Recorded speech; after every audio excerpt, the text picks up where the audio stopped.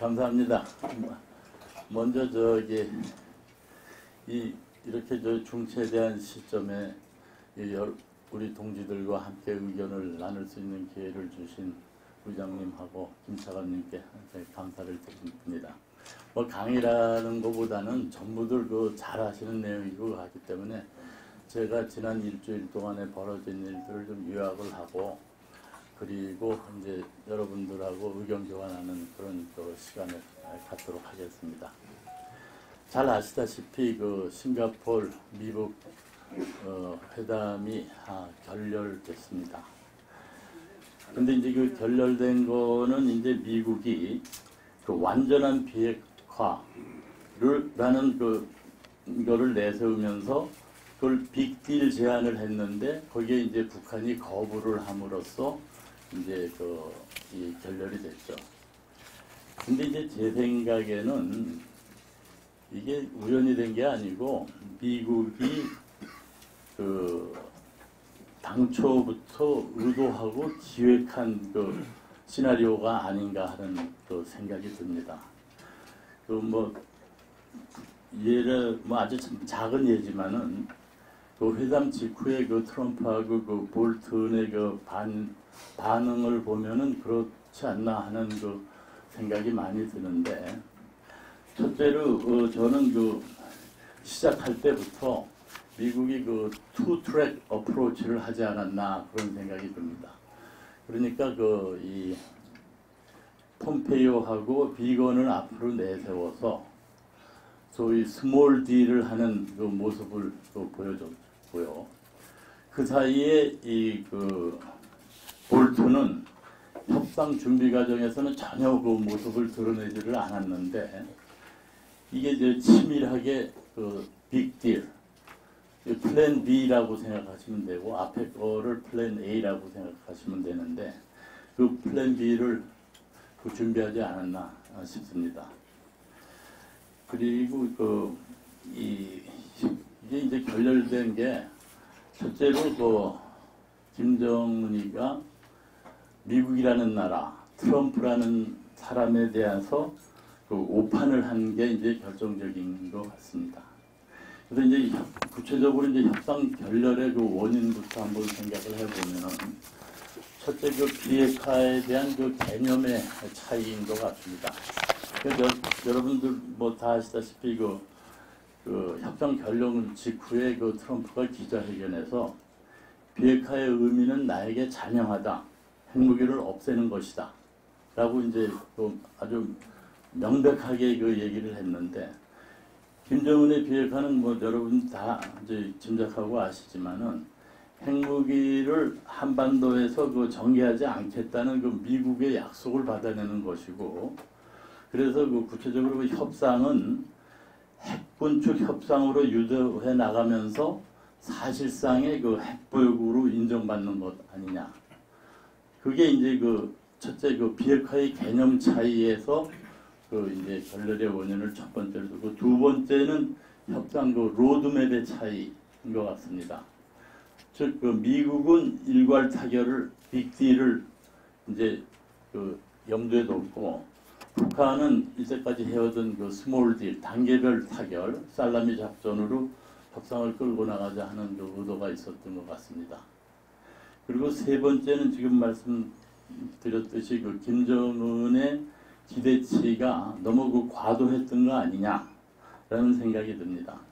그러니까 2월 28일 날 자정 넘어가지고 이수영이가 이제 급하게 이제 기자들 불러다 놓고 했던 얘기가, 자기네들은 민수용 품목의 제재를 해제하라고 했는데, 근데 그게 이제 16년 3월 이후에 유엔 제재가 이제 11건이 있는데, 총 11건인데 16년 3월 이후에 5건이 유엔 제재를 풀어달라고 했다. 그렇게 이제 주장을 했는데, 사실 5건으로 얘기를 하면은 군수품을 제외한 모든 제재를 풀어달라는 얘기입니다. 근데 그 다음날 이제 미국 국무부에서는 현 단계에서 제재 해제는 결과적으로 대량 살상 무기 개발에 보조금을 주는 것과 같다라고 얘기를 했거든요. 그게 참 좀 어떻게 보면은 좀 재밌는 건지 무서운 건지 모르지만 협상 결렬에 그 문재인이가 결정적인 그 기여를 했던 것 같습니다. 그러니까 그 전날 뭐 이틀 전인가 전화 걸어가지고 남북 경협은 나한테 맡겨라. 그러니까 김정은이는 그걸 이제 상당히 믿었겠죠. 그 이제 스몰딜 갖고 이제 될 걸로 생각. 제가 어디 포럼 나가는 데가 있는데요. 그 25일인가 모였는데 거기에 이제 미국에서 그 언론인으로 한 그 젊은 재미 교포가 있는데 그 양반 얘기에 의하면은 그 어젠다까지 의제가 다 나왔대요 이미. 근데 거기에 그 의제에 의하면은 그 스몰딜 의제입니다. 저기 무슨 이 평화협정까지는 아니더라도 종전선언까지도 의제에 들어 있었다는 겁니다. 그 기자들이 다 입수를 했을 정도거든요. 그러니까 이게 이게 바로 플랜 A입니다. 아까 얘기했던. 그러니까 그 폼페이오 비건선에서 가지고 있었던 플랜 A고, 그 다음에 이제 볼튼은 플랜 B로 뒤에서 조용히 생각을 했던 게, 그 볼튼이 노란 봉투를 줬다 그랬지 않습니까? 그 안에 이제 국문하고 영문으로 다 돼 있었단 말이에요. 미국의 요구사항이. 근데 국문까지도 그렇게 철저히 준비해온 거는 현장에서 아닐 겁니다. 아마 이제 워싱턴 떠날 때 이미 다 하고 준비를 했었던 거 아닌가 하는 이제 그런 그 생각이 듭니다. 그럼 이제 회담 결과를 한번 평가를 해보면은 저는 이번 회담이 한반도의 운명, 안보 환경 변화에 커다란 그 변곡점이 되는 거 아닌가 싶습니다. 왜 그러냐면 그 협상 결렬 후에 미국은 행정부, 의회, 언론, 학계 모두 한 목소리로 북한 인권 문제를 강도 높게 제기하기 시작했습니다. 근데 미국이란 나라의 특징이 누구 때리기 전에 꼭 자기네 그 정당성을 확보하기 위해서 그 인권 문제라든가 어떤 도덕적인 그 우위를 점하려고 주로 제일 많이 꺼내는 게 인권 문제거든요. 그러니까 이제 이라크 때리기 전에서도 뭐 내 나라 지정해서 악의 축 그래놓고 소련 무너뜨리기 전에서도 그 악의 제국 뭐 이런 식으로 나거든요. 그러니까 이게 도덕적 의미를 부여할 때는 이게 너 손 좀 보겠다 라는 그 예고편인 것 같습니다. 그래서 이제 이게 그냥 비핵화 협상이 끝난 게 아니고 비핵화 문제가 인권 문제를 포괄하는 대북 정책 전반으로 확대되면서 자연스럽게 북한의 그 레짐 체인지라는 종착점을 향해서 가고 있는 것이 아닌가 하는 그 생각이 듭니다. 그리고 볼튼은 그 싱가포르 그 회담 전까지는 레짐 체인지가 북핵 문제 해결의 유일한 해법이라고 수차례 강조를 했습니다. 근데 이번에 그러고 나서 이제 하노이까지는 조용하게 이제 볼튼 역할은 뒤에 숨어 있었고, 이 상당히 그 의도적이라는 게 3월 1일 돌아가고 나서부터 텔레비 언론에 나오는 거는 볼튼만 나오고 있거든요, 지금. 이게 폼페이오는 지금 어디 갔는지 지방 출장 가고, 국무장관이 뭐 지방 출장 갈 일도 없는데 지방 출장 가고, 볼튼이 하루에 3번씩이 언론에 나오고 뭐 이랬잖아요. 그러니까 이게 상당히 그 의도적인 계획된 게 아닌가 싶습니다. 그러면은 트럼프하고 볼튼이 과연 김정은한테 빅딜을 던지면서 받아들이라고 예상했겠습니까? 저는 아닙니다. No.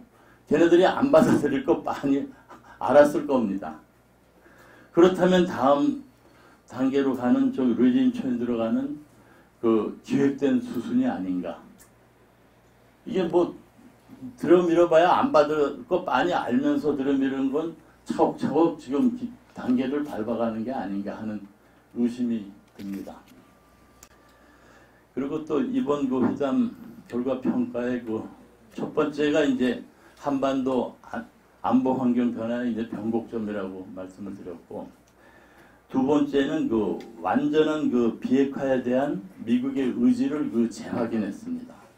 이게 이때까지 저희들이 걱정했던 거는 이 스몰 딜로 끝나면은 어떡하냐, ICBM이나 폐기하고 그 핵무기 보유는 그냥 눈 감아주는 거, 이게 저희 그 우리 국민들이 제일 걱정을 했는데, 근데 이제 그 트럼프는 비핵화는 핵무기를 없애는 것이라고 아주 단언을 했고, 폼페이오는 모든 핵시설 리스트까지도 신고하라고 요구했다고 했습니다. 펜스는 3월 1일 날 컨서버티브 폴리티컬 액션 컨퍼런스라고 해가지고 미국에서 1년에 한 번씩 범보수 진영이 모이는 회의가 있습니다. 여기는 이번에 그 트럼프도 나와가지고 2시간 동안 연설했답니다. 근데 트럼프는 뭐 한국 문제는 거의 다루지를 않았기 때문에 그런데, 여기서 이제 펜스가 뭐라 그랬냐 하면은 그 북핵 협상 관련해 가지고 우리는 그 과거의 실패를 반복하지 않을 것이며, 트럼프는 북한의 완전한 비핵화가 이루어질 때까지 강력한 태세를 유지할 것이다 라고 얘기를 했습니다. 그러니까 complete denuclearization까지 갈 때까지 스탠드 펌하게 있겠다 이렇게 얘기를 했거든요. 이게 근데 그 뭐 행정부만 그러는 게 아니고 브루킹스 연구소 세미나에서 아시다시피 브루킹스 연구소는 그 민주당 계열입니다. 되게 대북 제재는 더욱 강화해야 한다. 북한이, 왜냐하면 북한이 자신의 약점을 노정하였기 때문이다. 그리고 IAEA 미국 대표는 이게 다 하루 이틀 사이에 벌어진 얘기입니다. 3월 1일, 2일, 3일 뭐 이렇게 해가지고 미국 대표는 완전한 비핵화가 될 때까지 제재 해제는 없다. 뭐 이런 식으로 해가지고 지금 한 목소리를 전부 내고 있습니다. 그 세 번째 그 협상 결렬의 결과는 어떻게 되냐 하면은, 즉 북한의 살라미식, 즉 단계별 협상수법이 물 건너간 겁니다. 이제. 그러니까 북한은 핵물질을 생산하고 탄도미사일 이걸 조금씩 그 없애면서 그 단계마다 제재 해제, 종전선언 또는 평화협정, 경제적 대가, 주한미군 철수, 미국과의 그 외교관계 수립, 이건 안전보장을 얘기하는 거겠죠. 요것들을 이제 잘게 나누어서 단계별로 얻어먹으려고 그 의도했을 겁니다. 근데 이제 미국은 협상 결렬 후에도, 이건 뭐 어제도 저기 그 볼튼이 얘기를 했죠. 스몰 딜은 없다. 빅딜이다. 앞으로 남은 거는. 뭐 다시 제3차 정상회담이 열릴지 모르겠는데 날짜가 언제 될지 모르겠다. 근데 빅딜이다. 확실한 건. 그러니까 안 하겠다는 거죠. 어떻게 보면은. 이렇게 나갔습니다. 그 다음에 그 결렬 결과의 네 번째를 저는 이렇게 한번 생각해 봤는데요. 문재인의 그 협상 일변도 전략에 제동이 걸리고, 나아가서 문재인 정부는 국내외적으로 그 불신을 크게 받게 됐다. 이겁니다. 왜냐하면 미국은 아까 말씀드린 대로 그 행정부, 의회, 언론, 학계 등이 일관되게 미국의 입장과 궤를 달리하는 문재인 정부를 압박하기 시작을 했습니다. 노골적으로. 3월 7일 날은 그 상원 코리 가드너 그 동아태 소위원장이 CSIS 토론회에서, 이건 그대로 코트를 하겠습니다. 북한이 비핵화할 때까지 완벽한 제재 이행, 강력한 군사 태세, 체제 고립 등을 통한 최대 압박 정책을 추진할 것이며, 이는 남북협력 명분을 추구하는 한국 정부에 대한 메시지다 라고 경고를 했습니다. 그리고 국무부 고위당국자라고 했는데, 이건 뭐 보나마나 비건입니다. 비건은 3월 7일 날 개성공단과 금강산 관광에 대한 제재 면제를 검토하고 있느냐 하는 기자 질문에 대해서 딱 한마디만 했습니다. NO. 더 이상 뭐 설명이고 뭐가 없습니다. NO 하고 끝냈습니다.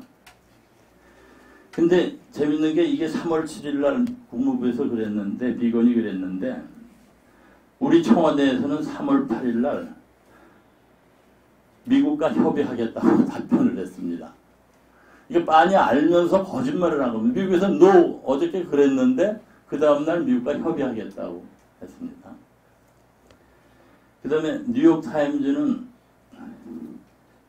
어제인가요? 3월 10일일 겁니다. 아마.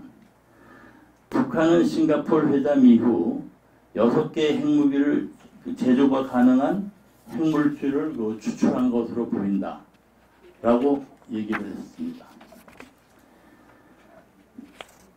이게 이제 미국이 문재인 정부에 대한 그 반응이라고 볼 수 있고요. 그 다음에 뭐 유럽 등 국제사회에서는 이번 그 하노이 회담에 대해서 뭐 바로 코멘트는 안 했지만은 그 이때까지 그 문재인 그 구라파 다녀온 이후부터 북한 핵무기의 피해 당사자가 될 수 있는 한국이 북한 비핵화에 역행하는 행동을 하는 한국 정부를 이해할 수 없다라는 그 시각을 계속 보이고 있습니다. 그 다음에 UN 인권고등판무관실은 3월 7일 날 북한 인권 침해에 책임 있는 자들을 국제 형사재판소에 넘길 방안을 마련하라고 회원국에 공고를 했습니다. 여러분들 그 아시지만은 그 유엔 총회에서 지난 14년 동안 북한 인권의 문제에 책임이 있는 가장 책임이 있는 자를 국제 형사재판소에 넘기라는 결의안을 14년 동안 연속 채택을 했습니다. 근데 유엔 총회라는 거는 이 기속력이 없습니다. 이게 안보리를 넘어가야지 이게 어떤 구속력이 있는데, 그렇지만은 진짜 이 죄진 사람은 특히 인권 문제에 관련해서 그런 결의안이 나왔다는 것만으로도 엄청난 압박을 받습니다. 왜냐? 잘못했을 때 망명 갈 데가 없습니다. 이게 유엔에서 그렇게 해버리면 어디 도망갈 데가 없거든요. 그래서 이거는 그 다음에 또 제일 마지막으로 우리 반응이 어떻게 되냐면, 우리 국민들의 시각도 지금 뭐 언론에 나와 있지는 않지만은 우리가 피부로 느낄 겁니다. 아마 여러분들이 문 정권의 그 비핵화에 대해서 그 의구심을 갖기 시작한 것 같습니다.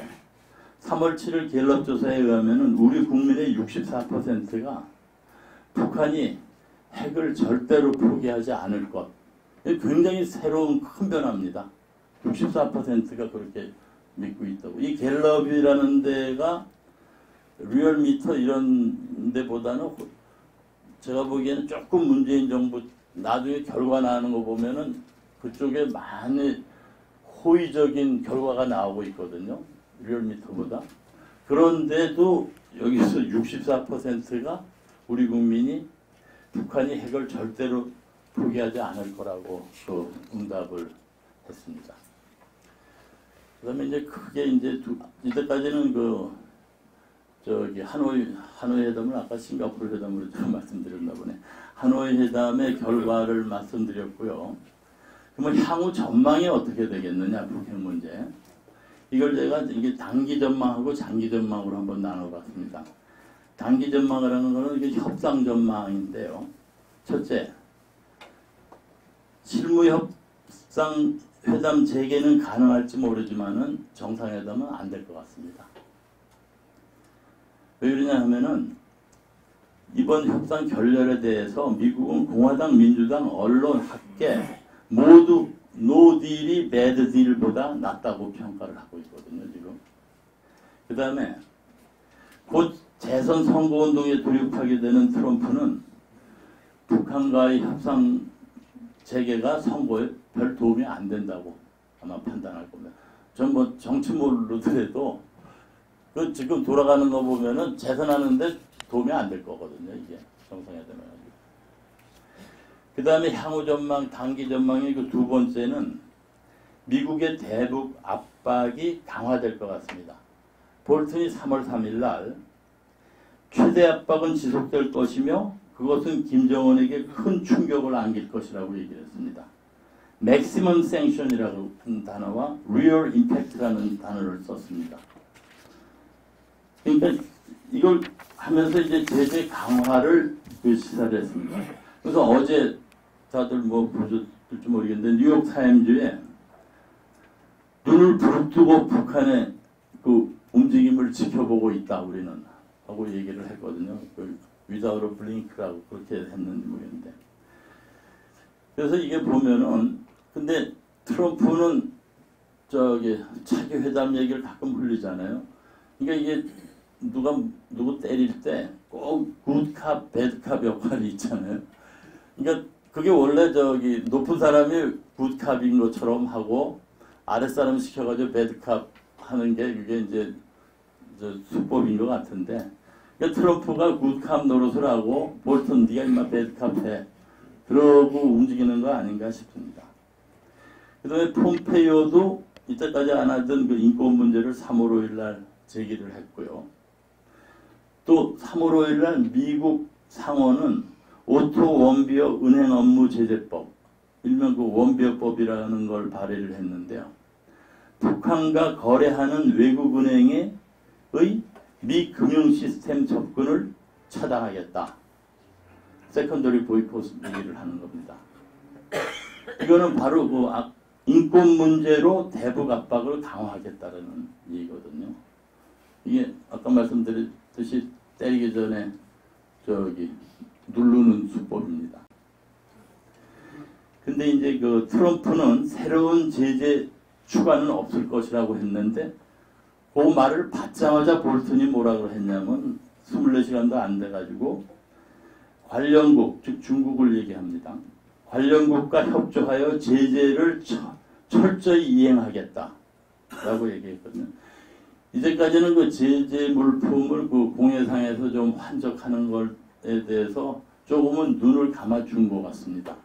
근데 이제 눈을 안 감아주겠다는 얘기거든요. 그 다음에 그 단기 전망의 세 번째는 북한은 오히려 판돈을 올리려고 할 가능성이 있습니다.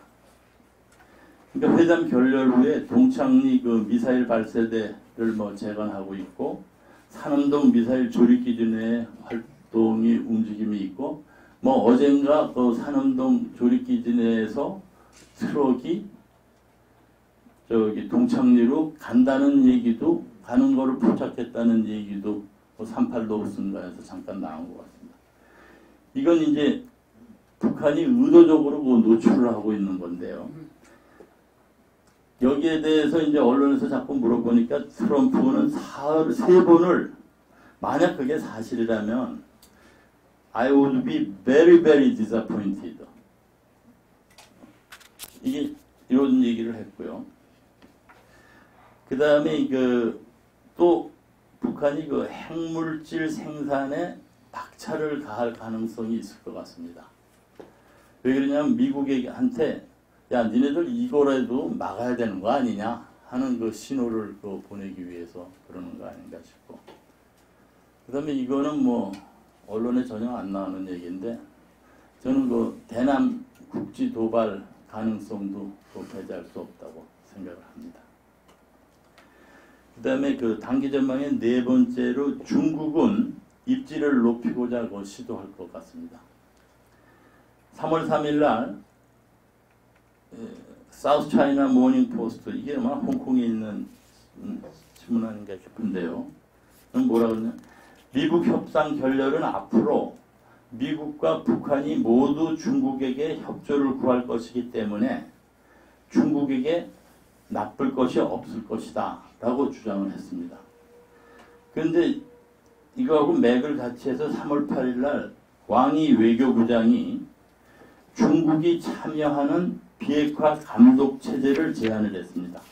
근데 저는 미국과 북한이 중국을 불신하고 있기 때문에 이건 아마 받아들이지 않을 것 같다는 생각이 듭니다. 참고로 그냥 북중 교역은 재작년 올해인지 작년인지 그 어디 통계를 보니까 북한 교육의 93%를 지금 차지하고 있습니다. 그리고 이제 김정은은 그 시진핑을 통해 가지고 또 돌파구를 마련하라고 하겠죠. 근데 시진핑은 미국 눈치를 볼 수밖에 없는 상황이기 때문에 북한의 그 실질적인 도움을 줄 수는 없을 것으로 보입니다. 다섯 번째, 북한은 문재인에게는 실망을 하면서도 이게 미국의 영향력이 전혀 없구나 하면서도 남북 대화의 끈을 놓지 않을 겁니다. 왜 그러냐 하면 대화 지속은 남남 갈등 유발에 아주 효과적일 것이라는 그 판단 때문일 것 같습니다.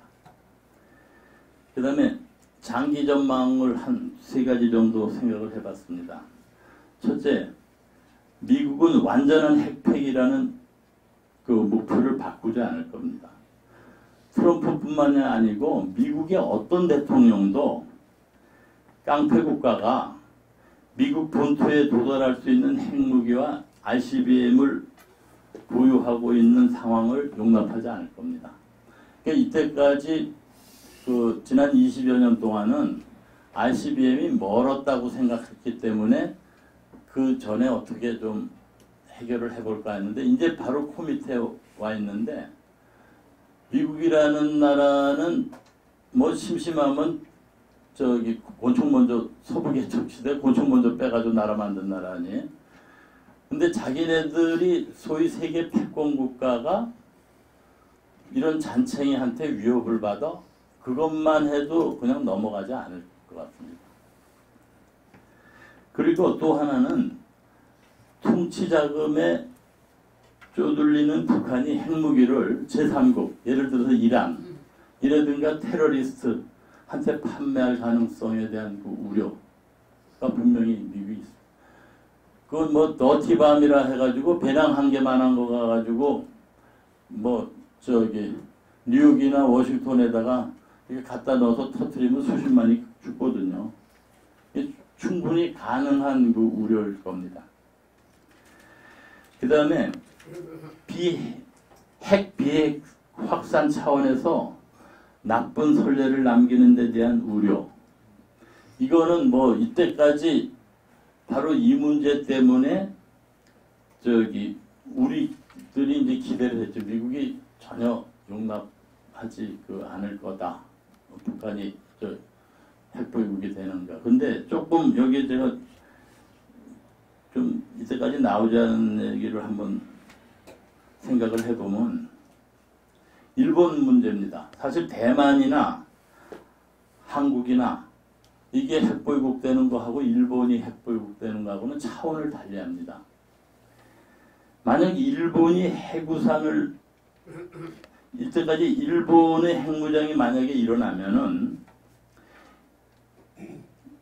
핵우산을 바탕으로 하는 미일 안보 체제에 대해서 일본이 이것이 벗어나가지고 독자로선을 추구하는 단초가 될 수 있습니다. 그럼 쉽게 얘기해가지고 미국만 안 듣고 독자로선으로 가겠다는 거거든요. 이거는 미국한테는 도저히 받아들일 수 없는 그 상황이 되는 거기 때문에 뭐 한국이나 대만보다는 일본의 핵무장 우려 때문에 북한이 핵보유국 되는 것을 용인하지 않을 것 같다는 생각이 듭니다. 만약에 일본이 핵무장하면 이게 세계 안보의 지각을 흔드는 대사건이 되기 때문입니다. 그 다음에 장기 전망의 두 번째는 김정은은 핵을 포기하지 않을 겁니다. 이건 뭐 전망이 아니라 저는 확신을 하고 있습니다. 이렇게. 왜 그러냐 하면은 김정은이 핵 포기에 합의한다면 첫째로 북한 인민의 김정은에 대한 불신이 커지고 저기 어제 그저께인가 김정은이가 저기 뭐 경제 살리기 지금 하겠고 신격화 벗어나겠다 하는데 저는 이걸 거꾸로 생각을 해본 게 이게 지금 이때까지와는 달리 그 하노이 가기 전에 자신이 있어가지고 대대적으로 선전을 하고 했는데 빈손으로 지금 돌아왔잖아요. 근데 뭐 요즘은 뭐 북한에 뭐 핸드폰 400만 대 뭐 이러고 그래서 결과적으로 뭐 3주 몇 주 내면은 이제 그 소문이 다 퍼질 거란 말이에요. 그러니까 이때까지는 미국의 제재만 풀어주면은 미국이 우리 잘 살 수 있대라는 그 기대감이 있었는데 그것이 이제 낭패를 보게 되니까 북한 주민의 동요가 있을 가능성에 대비해가지고 내가 경제 이걸로 나갈 것이 나간다고 얘기를 한 거 아닌가라는 그 생각이 들고 신격화 이거 이제 벗어나겠다 이것도 아무리 그 자기 부하들한테 뭐 김영철이니 뭐 리용한테 책임을 전가시켜도 너무 대대적으로 선전을 해놨기 때문에 북한 인민들이 느끼기에 그 소위 김정은의 무오류성이 이미 타격을 받았거든요. 그러니까 그걸 변명을 사전에 한 거 아닌가라는 생각. 이거 완전히 제 생각입니다. 이 두 가지 다 언론에도 안 나오고 그런 생각이 좀 들었습니다. 그리고 두 번째로 만약에 핵을 포기를 하면은 미국이나 IAEA가 사찰을 받게 되는데 이렇게 되면 북한 세계가 외부 세계에 노출되고 안보의 독자성이 붕괴가 됩니다. 이 사찰이라는 게 뭐냐면 그 남아프리카에 또 저기 미국 그 IAEA가 썼는데요. 그러니까 니네들 저 핵 그게 챌린지 인스펙션이라고 그래가지고 아무데나 야 저기 의심스러워 내가 가서 좀 조사해야 되겠다. 그래가지고 조사하는 게 챌린지 인스펙션이거든요. 지금 북한 군사 기지에 야 저기 의심스러워 우리 군사 기지라서 안 돼요.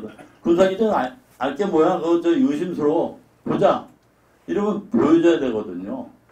북한이 그거를 감당을 할 수 있겠습니까?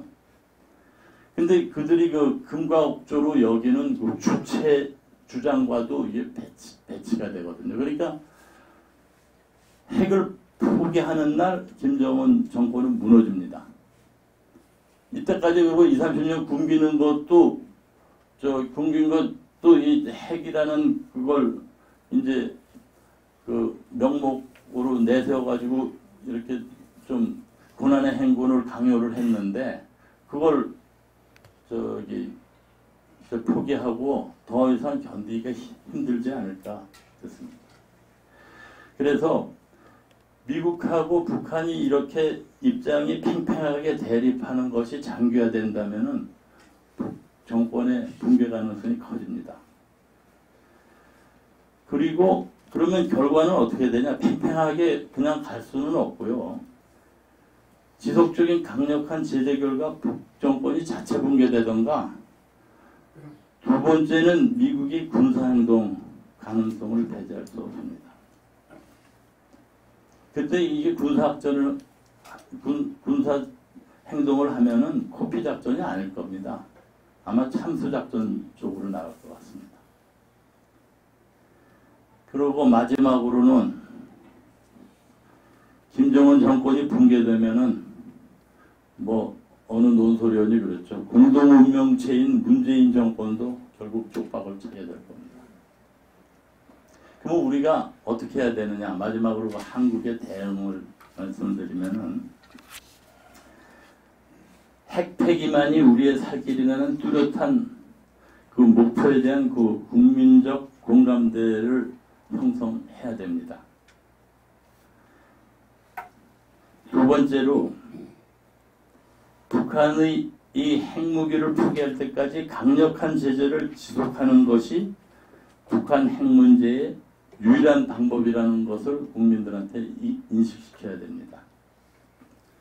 즉, 그 2017년에 그 강력한 제재가 북한을 대화 국면으로 나오게 했다는 게 뚜렷한 증거가 있지 않습니까? 그 다음에 제재 효과는 강도하고 시간에 비례합니다.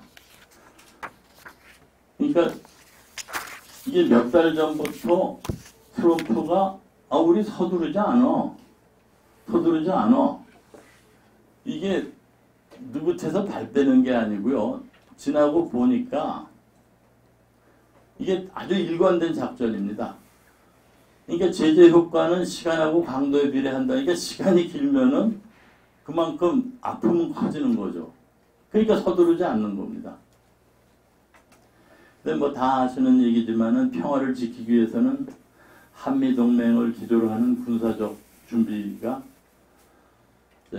필수입니다. 군사력과 외교는 함께 돌아가는 것입니다. 군사력이 압도적일 때만이 외교가 승리할 수가 있습니다. 이건 뭐 인류의 역사가 증명을 한 거고요. 대강 이 정도로 마무리 질까 하는데 그 전에 혹시 그 참고 자료로 제가 몇 가지 보다가 이제 자료 나온 게 있어서 그냥 읽어드리는 방향으로 영병 핵시설은 3평방마일입니다. 우리나라 평수라면 230만 평. 상당히 보기보단 이게 넓습니다.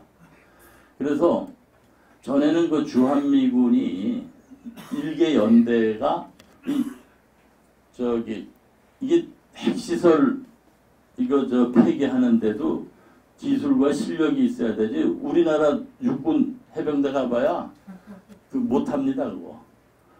근데 미군 중에서도 그 핵시설 해체하는 전문 기술이 있는 데가 있는데 그게 일개연대가 있었는데 지난번에 이라크로 빼버렸습니다. 그래서 지금 없는데요. 근데 이제 미국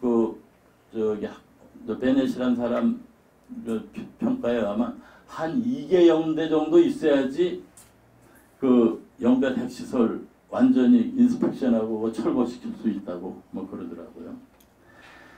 그 다음에 영변에서 그 플루토늄으로 생산하는 핵물질은 전체의 한 20 내지 30% 정도로 추정이 됩니다.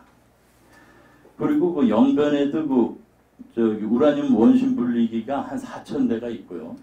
기타 지역에 한 10,000대가 있습니다. 그러니까 지금 김정은이가 내놨던 거는 20-30% 내놓은 겁니다. 쉽게 얘기해가지고. 그 다음에는 2017년도 북한의 수출은 전년보다 40% 감소해가지고 GDP가 마이너스 3.5%가 성장, 그러니까 마이너스니까 감소했습니다. 이것은 이제 고난의 행군 시절인 97년 이후에 최저치입니다. 그리고 작년은 추정하기를 수출이 전년 대비 88% 감소됐답니다. 그래서 18년도 GDP는 5% 정도 마이너스가 될 걸로 추정이 됩니다. 북한 그 외환 보유액은 대개 한 70억 불 정도로 추정이 되는데 2017-18년에 그 무역 적자로 30억 불 소진해가지고 지금 얼마 안 남은 것 같습니다. 그리고 개성공단 금강산 다 풀려봐야 연 1억 5천만 불 정도입니다. 그리고 이제 이게 제일 심각한 것 중에 하나가 결국 식량 문제인데요. 북한이 한 연간 650만 톤 정도의 그 쌀 수요가 있는데 금년에 생량 생산량이 전년 대비 9% 정도 하락해가지고 10년 만에 그 최저치가 돼서 지금 한 140만 톤 정도의 식량이 금년에 부족하답니다.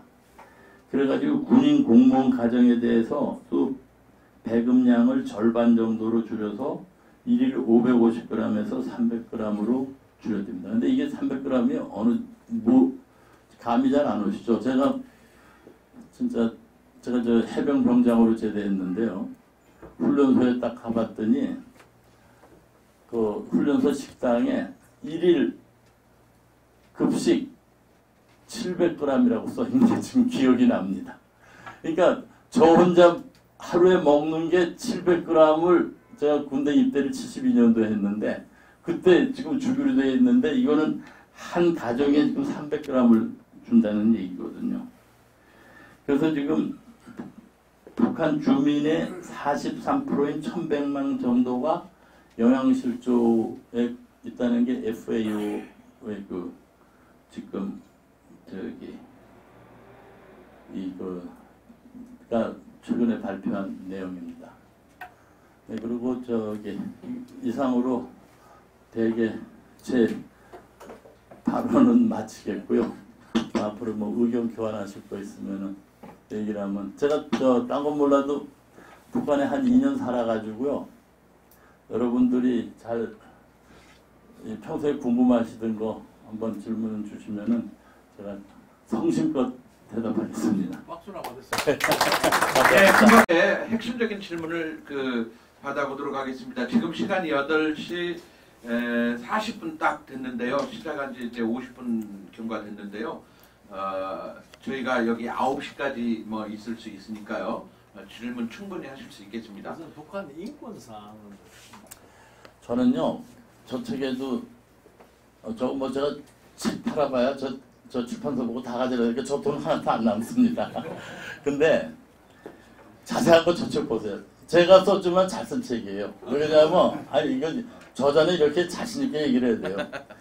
외교부 직원들이 저 책 했는데 제가 현직들한테는 주지도 않고 알리지도 않았어요. 왜냐하면 걔네들 보다가 잘리거든요.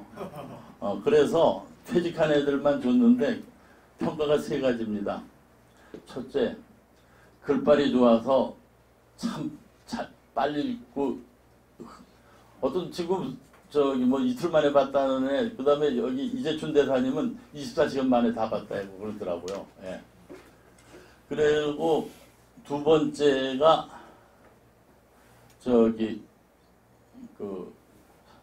시류에 영합하지 않고 소신껏 썼다. 세 번째가 김정은이 지금 날라린 줄 알았는데 어떻게 언제 그렇게 공부했냐. 근데 재밌어요. 책을 보시면요. 그러니까 제가 저 출판사 보고 니들이 알아서 가져와서 저 2편이 아니라 2쇄 나왔어요. 그러니까 저기 출판사에선 땡 잡은 거예요. 그러니까 2쇄 나왔으니까 자세한 건 저걸 보시고 인권 문제 말씀을 지금 하셨는데, 의장님이. 제가 이제 어느 해 11월인가 12월 달에 평양을 갔는데 대동강에서 애들이 영하 10몇 도에 막 하고 있더라고. 한 10살, 11살 뭐. 쟤 추운데 쟤네들 왜 저러나. 그 다음에 4월 달에 아리랑 축전번대 5.1운동장이라는 데 가서 봤더니 걔네들이에요. 그러니까 4월 달 아리랑 축전을 하기 위해서 하는데, 아리랑 축전이 대개 3가지로 되어 있습니다. 맨 처음에 이제 김일성 장군의 항일운동, 두 번째가 미국 제국주의자 때려 죽이는 거, 그 다음에 이제 세 번째가 평화의 메시지인데, 그 평화의 메시지를 전하면는데 애들 한 2만 명이 저기서 그 50경기장이라는 데가 한 10만 명 수용하는 데거든요. 쫙 밀리고 들어오는데 박수 치는데 진짜 저는 눈물이 나더라고요. 애들이 로봇가 된 게 때문에. 근데 다 일어나서 박수 치는데 안 일어난 사람이 딱 둘이었어요. 저하고 제 친구. 치과의사인데 와서 좀 도와달라고 해서 가는 길에 이제 둘이 앉았는데. 근데 제 바로 뒤가 인민군 장군들이 있었어요. 근데 그 친구도 보니까 눈이 벌게서 안 일어나고 버티고 있더라고. 근데 걔를 쳐다보면서, 야, 너는 좋겠다. 너는 막 돌아가지만 나는 다시 기어 들어와야 돼. 어떤 처벌이 있는지 모르겠는데. 그래서 한마디로 말씀드리면 북한을 움직이는 원동력은 딱 한 단어로 제가 요약을 해서 공포입니다. 그러니까 공포가 북한을 움직이는 유일한 힘이에요. 그러니까 거기에는 인권을 얘기할 게 없어요. 공포인데 무슨 인권은 논할 가치가 없어요. 제가 그야말로 우리 김 차관님도 아시지만은 별로 그렇게 열심히 산 사람도 아니거든요. 약간 날라리 기질이 좀 있었는데, 근데 책을 쓰게 된 동기가 사실 영어 공부를 제가 북한 가서 제일 많이 했어요. 책 들고 가려면 한글 책 갖고 가다 이 친구들이 저 세관에서 뭐라고 그럴 것 같아서 영어 책 들고 가면은 뭔지 모르니까 통과하잖아요.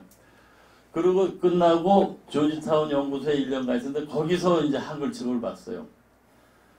그래서 이제 사실은 이 안보, 동북아 안보 관련 등등에서 한 100권 봤습니다. 영어책 한 60권 보고 저 한글책. 그러니까 저 추정원법 보면 굉장히 레퍼런스가 많거든요. 그런데 이 책을 딱 썼는데 거의 그때 80%를 썼는데 제 친구가 서울대 교수하는 애가 그 워싱턴 조지타운 와가지고 보다가 너 쓰지 말고 끊으래요. 80%는. 왜 그랬더니 네 성격에 끝까지 쓰면 출판하면 바로 잘려 그래요. 그때 노무현 정권 때거든요. 그래서 그 다음에 이제 이 원고를 들고 업데이트를 하려고 들고 다니다가 글은 등 따쓰고 배부르면 안 돼요. 이 대사하고 그 다음에 외교부 끝나고도 뭐 좀 잘 돈 많이 받는데 좀 몇 군데 돌아다녔거든요. 이게 안 되는데 이게 오래가 안 걸렸어요. 그 옛날에 공부했던 게 있었는데 한 6개월 만에 썼는데요. 그렇게 빨리 썼을 수 있는 게 전에는 김정일 정권에 대한 분노 때문에 썼는데 이번에는 문재인 정권에 대한 분노 때문에 썼어요. 이게 두 개가 합치니까 그냥 완전히 미친 듯이 써가지고 6개월 만에 됐어요. 이게. 근데 그때 제가 내렸던 결론이 이제 완전히 이게 저 싱가포르 회담하고 와서 우습게 돼버렸는데 이제 제자리를 찾아가는 것 같습니다. 그 결론이. 이거 쉽게 얘기해서 북한 핵 문제 해결하는 방법 딱 하나예요. 레짐 체인지. 그거는 초등학생도 다 하는 얘기예요. 굶으면 수술해 버려야지. 근데 무슨 저 연고나 주고 그래가지고 왜 되나요? 근데 왜 그 얘기를 못 하는지 한국사에서 참 웃기는. 그래서 그거를 증명하기 위해서 400페이지를 쓴 거예요. 그 한 줄을 증명하기 위해서. 레짐 체인지에는 대답이 없다. 그래서 증명을 했는데 자꾸 아니라고 해서 기다려봐 맞을 것 같아요. 자, 또 다른 질문 듣겠습니다. 너무 떠들었어요. 예. 다른 분들 시간 좀 보시고. 네, 조동근 교수입니다. 잘 들었고요. 보면은 이제 그 강한 체제를 갖다 우리가 좀 눈에 들 때는 소프트하게 조롱하는 게 참 좋은데 마드라 다이어트라는 얘기 있잖아요, 그죠? 마드라 다이어트. 아까 300g을 얘기 들었는데 300g은 햇반이거든요, 햇반. 햇반 갖고 한 가족이 먹는 거예요, 하루에. 그러니까 아니 이게 생쌀. 예, 물어. 그러니까 예. 우리가 보면 300g의 예. 생쌀을 불렸을 때 그 300g이거든요. 그러니까 그게 한 공기예요, 사실이요. 그러니까 북한의 어떤 체위, 그 다음에 어떤 뭐 신장 이런 것들이 인권 위원회나 그런 데서 공개되면 무지하게 망신이 될 것 같고요. 또 하나는 이제 두 가지인데 하나는 이제 북한이 돈이 없으니까 한국에게 빨대를 꽂을 거 아니겠어요. 그래서 기본적으로 떠오르는 게 개성공단하고 이제 금강사인데 그 액수와 적고 많고를 떠나서 한국을 도란시키는 가장 좋은 지렛대 같고요. 그다음 또 제가 또 화가 나는 게 미국에서 사실은 그 세컨드리 보이콧을 갖고 있어야 되거든요. 그걸 갖고 문제를 좀 협박은 약간 좀 고급 표현인데 견제를 해야 된다고요. 그래서 사실 우리가 그걸 모르는 것 같아요. 그러니까 세컨드리 보이콧이 무선거를 우리가 눈을 감고 있는데 우리로서 문재인 쪽의 외지임을 우리도 체인지해야 되는 거 아니에요, 맞죠? 우리 체제를 체인지는 아니지만 정권을 체인지를 해야 되는 거예요. 그래서 이 세컨더리 보이콧에 대해서 어떻게 좀 전망이 되시는지 중요한 포인트거든요. 그래서 그걸 좀 여쭤보겠습니다. 솔직히 딴 생각을 좀 하고 있었는데 하여튼 세컨더리 보이콧 그걸 하면은요 이 한 2달 전인가 우리한테 이미 경고가 날라왔잖아요. 노협 이렇게 해가지고 경고가 날라왔잖아요. 지금 그렇지 않아도 지금 오늘 아침 신문 보시면 아시겠지만은 무슨 수출부터 시작해가지고 모든 그 산업 지표가 다 떨어지고 있잖아요.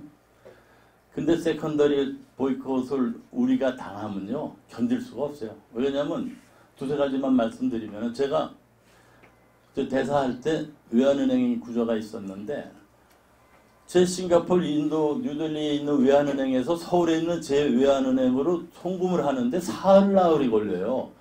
야, 니네끼리 송금하는데 왜 그러냐 그랬더니 아니래요. 다 뉴욕 갔다 가야 된대요, 이게.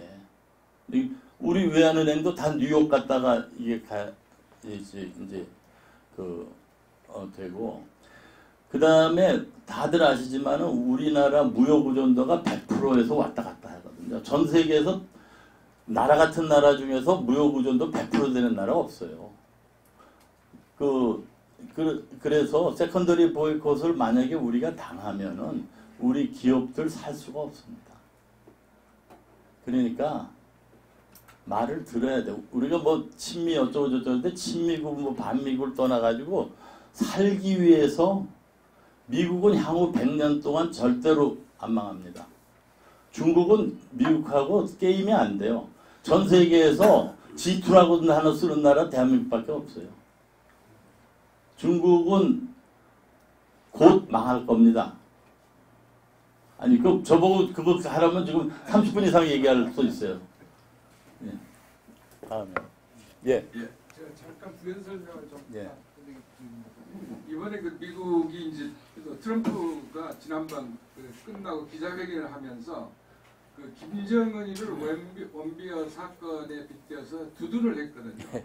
이제 그걸로 인해서 미국 언론에서 이제 나쁜 딜보다는 뭐 안 하는 게 좋다고 칭찬을 하면서 얻어맞은 게 이 김정은을 두둔한 것 때문에 대단히 얻어맞게 되고, 그래서 이제 인권 문제가 전면으로 부상이 되면서 그걸 커버하기 위해서 트럼프 쪽에서 또 연합 쪽에서 인권 문제를 더욱 이제 강화시키고, 또 그것에 이제 힘을 받아가지고 지금 이 금융제재법을 다시 논의가 하는데, 금융제재법은 당초에 처음에 만들어졌다가 이제 상원에서 부결이 아니라 상정을 못해서 이거 자기들이 판단해가지고 통과 가능성이 없었기 때문에, 그래서 이게 추첨해서 보류됐던 법인데 이번에 다시 이제 탄력을 받아서 상원에서 지금 이제 통과 절차를 취하기 위해서 지금 추진하고 있는 중이니까 그것도 좀 지켜봐야 될 것 같아요. 지금 현재로서는 통과 가능성이 굉장히 높습니다. 저는 굉장히 트럼프가 도와준 것 같아요.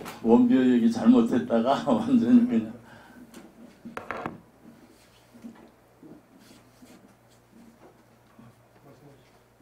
아니요, 일단 끝났습니다. 예. 저는 아까 들어오다가 최근에 국제 정세를 얘기하고 있는 피터 자이안이라는 셰일 혁명, 미국이 없는 세계, 이 책을 상당히 감명 깊게 읽었는데, 그걸로 봐서 우리나라의 이 소위 우파가 너무 미국을 옛날 생각으로 아직도 계속 짝사랑하고 있는 거 아닌가 하는 어떤 이런 생각이 드는데, 앞으로 우리가 일본하고 좀 더 긴밀한 동맹관계를 맺는 게 중국이나 북한을 대항하는 어떤 길이 아닌가 하는 이런 생각이 드는데, 저는 인도 대사를 하셨다 하길래 외교 현안에 대한 여러 가지 안목이 있을 것 같아서 한번 물어보는 겁니다. 예, 뭐 어딜 대사하든지 외교부 35년 지냈으니까 아무리 통상이 전공이고 뭐 경제차가 뭘 했어도 그 자기 나름대로의 갖고 있는 생각이 있는데요. 저희 외교 중에서 지금 제일 큰 문제가 이거 한일 관계 같아요. 제가 이제 어디서 뭐 점심 때 무슨 여러 사람 모아놓고 또 얘기하라고 그래가지고 이제 지난주에 이제 근데 이게 일본 얘기 어떻게 나오다가 3.1절 직후가 돼서 3월 2일 날인가 그러는데, 야, 일본 욕할 거 없어. 한국에서 이건 맞아 죽는 얘기예요. 그때 제국주의 시대인데 욕을 하려면 고종을 해. 왜 그러냐면요, 이씨 왕조가 몇 년도에 망했는지 아세요? 1910년이 아니에요. 1945년이에요. 이토 히로부미가 한국에 와가지고 한일합방 의정서 사인을 하려고 했는데 저희 반대를 하니까 저희 강요들이 고종이 던져버렸어요. 그래가지고 이제 고종의 뜻을 받아서 한 게 이제 이완영인데, 고종은 나라야 어떻게 되든 이씨 왕조만 살리면 돼요. 그래가지고 연간 200만 옌을 받는 걸로 해가지고 해서 이씨 왕조는 살아있어요. 그래서 한일합방 문서 보신 분 계세요? 다 이씨 왕조 얘기밖에 없어요. 스토리가. 자기가 살기 위해서 한 거예요. 근데 그게 200만 년이면 어느 정도인가 하면 일본에서 자기네들끼리 천황이 있고 그 아래 왕이라는 게 한 너댓 명이 있나 봐요. 그 중에서 조선왕은 꽤 높은 급여를 준 게 200만 년이래요. 근데 이 친구들이 약속을 지켜가지고 1945년까지 그 돈을 줬어요. 200만 년. 그러니까 이시왕조가 망한 게 사실은 1945년이다. 그런데 지금 이거는 여기 계신 분들도 마찬가지로 한국 국민들 책임이에요. 왜냐면 한 20년 전에 제 친구가 딸내미가 저 서대문 형무소 자리가 무슨 박물관인지 뭐가 됐다 그러더라고요. 가봤더니 이제 유관순 누나 뭐 나오고 고문하는 장면이 있대요. 그걸 보고 이제 제 친구가 분노를 한 거예요. 딸내미가 국민학교 5학년, 6학년 뭐 그 정도 됐는데 애들한테 사랑을 가르치는 게 증오를 가르친다고. 그러니까 이게 뭐 일본, 한국을 떠나서 그러니까 지금 한국의 위정자들이 지난 70년 동안 그 자기 표를 그 좀 받기 위해 가지고 제일 쉬운 방법이 일본 때. 제 책에 뭐라고 썼냐 하면요. 이 책에 써 있는데 내가 세상을 돌아다녀 봤더니 일본 미워하는 나라는 한국하고 중국밖에 없다. 근데 일본 무시하는 나라는 한국밖에 없다. 그리고 이제 그 식으로 해가지고 지금 한일 관계가 엉망이 됐거든요. 지금 그 자이언 책 그 말씀하셨죠. 저는 그 일권을 봤어요. 또 2년 전에 나온 책 보고 이권도 책은 사다는 놨어요. 목차만 봤는데 거기에 하면 미국이 이제 손 털어버린다는 거예요. 국제경찰로로 손 털어버리고 그러면 이제 한국이 제일 동북아 4국이 대만까지 해서 제일 어려운 게 유류 수송선이에요. 미국이 그거 안 지켜주면은 그러면 결국 중국하고 일본 붙게 되는데 잽이 안 돼요. 일본 해군력은 전 세계 2등이에요. 영국보다 훨씬 세요. 그래서 만약에 그런 상황이 닥쳐오면은 우리가 일본하고 손을 잡아야지 어떻게 되겠습니까? 뭐 이 정도로만 하죠. 뭐 일본 관계 얘기도 또 이것도 책 하나 써야 되니까. 예. 예, 또 질문 한 분만 더 받겠습니다. 예. 그 최근에 중국이 미국한테 당신네 그 반도체를 많이 사주겠다. 그러니까 평상시에 사던 것보다 3배 이상 사주겠다. 이런 얘기를 해가지고 한번 깜짝 놀란 적이 있어요. 그렇게 되면 뭐 금융 제재나 이런 게 아니라 중국이 오히려 미국 반도체를 많이 사주면 우리 삼성전자나 하이닉스가 힘들어지는 거 아닌가요? 글쎄요. 근데 뭐 요즘 중국 아무리 중국이라 그래도 시장에 와서 움직이니까 네. 그렇게 뭐 반도체 정도만 해도 저는 그게 별로 실현성이 별로 있는 것 같지가 않은데. 시장 경쟁력에 따라. 시장 경쟁력하고 따라가지. 예. 예. 중국이 왜 앞으로 어려워지냐 하면요. 뭐 두세 가지만 간단하게 한 1분 내로 말씀을 드리면은 첫째로 빚이 너무 많아요. 예. 그리고 두 번째로 인구학이에요. 그러니까 앞으로 2040년 되면 그 미디움 에이지라 메디안 에이지라 그러나요? 그 중간 나이가 미국이 40살이고 중국이 47이래요. 그래서 그러면은 어떻게 되냐 하면은 지금 421이라 그러는데 중국 젊은이는 4명의 노인네를 먹여 살려야 돼요. 지금 한자녀 네. 이걸 해가지고 그래서 그 데모그래피는 속일 수가 없어요. 이건 20년에 다 나와 있는데 이미. 그렇죠. 그리고 금융 그거고 그 다음에 결국은 창의력 앞으로 4차 산업뭐 그래서 앞으로 세상은 뭐 창의력의 세상인데 중국 같은 그 전체주의 그 사회에서는 미국 같은 그 리버럴 소사이어티한테 당할 수가 없어요. 미국이 제일 센 이유는 그 피터 자이언 책에 나오는 그 식으로 재수가 좋아 그래요.